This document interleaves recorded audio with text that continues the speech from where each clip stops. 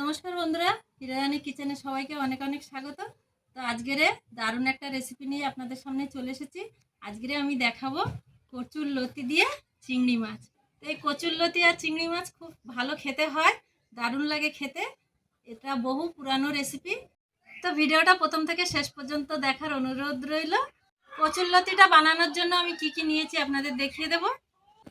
এখানে আমি 600 গ্রাম কচুর লতি নিয়েছি, 250 গ্রাম চিংড়ি মাছ নিয়েছি, দুটো মাঝারি সাইজের পেঁয়াজ কুচি নিয়েছি, লঙ্কার গুঁড়ো, হলুদ গুঁড়ো, কাঁচা লঙ্কা বাটা, রসুন বাটা, চিনি, লবণ আর নিয়েছি সাদা তেল। এই রেসিপিটা আমি সাদা তেল দিয়ে করব। উনুন ধরে গেছে, কড়াইটা বসিয়ে দেব।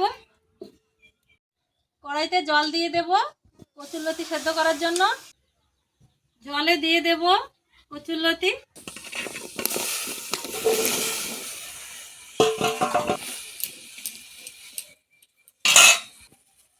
সামান্য লবণ দিয়ে দেব সেদ্ধ হওয়ার জন্য। কচুরলতিটা সেদ্ধ করার জন্য চাপা দিয়ে দেব।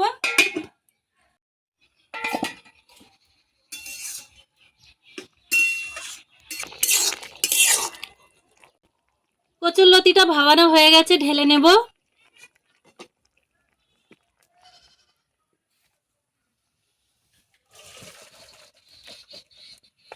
কড়াইতে দিয়ে দেব সাদা তেল। চিংড়ি মাছ ভেজে নেব।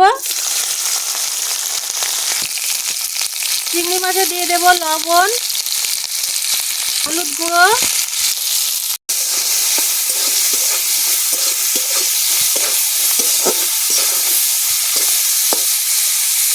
চিংড়ি মাছ ভাজা হয়ে গেছে, নামিয়ে নেব। কড়াইতে দিয়ে দেব তেল।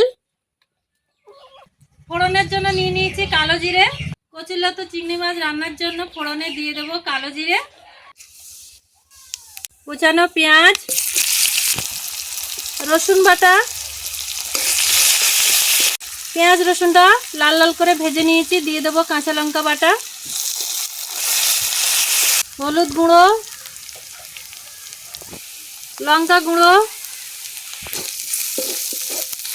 কচুরলতি সেদ্ধ করার সময় লবণ দিয়েছিলাম, সেই জন্য এখন অল্প করে লবণ দেব।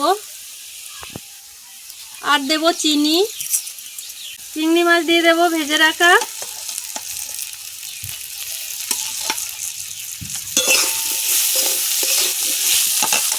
সব মশলা ভালো করে কষিয়ে নিয়েছি। কষানোর সময় আঁচটাকে স্লো রাখতে হবে যাতে মশলা না পুড়ে যায়। দিয়ে দেব সেদ্ধ করে রাখা কচুরলতি।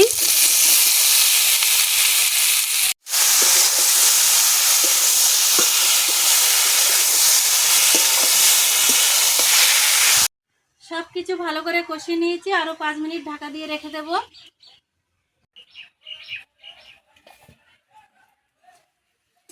চাপাটা খুলে বারে বারে নাড়তে হবে, না হলে তলায় লেগে যাবে।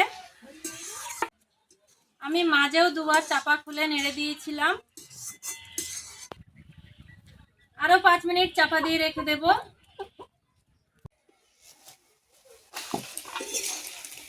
কচুরলতি আর চিংড়ি মাছটা রান্না হয়ে গেছে, এবারে আমি নামিয়ে নেব।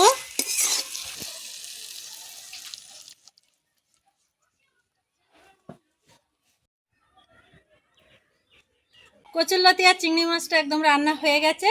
তো এরকম কচুরলতি চিংড়ি মাছ গরম গরম ভাতের সাথে খেলে জাস্ট জমে যাবে। তো আমার রান্নাটা যদি আপনাদের ভালো লাগে, আমার চ্যানেলটা সাবস্ক্রাইব করে দেবেন, লাইক করে দেবেন। সবাই ভালো থাকবেন, সুস্থ থাকবেন। নমস্কার।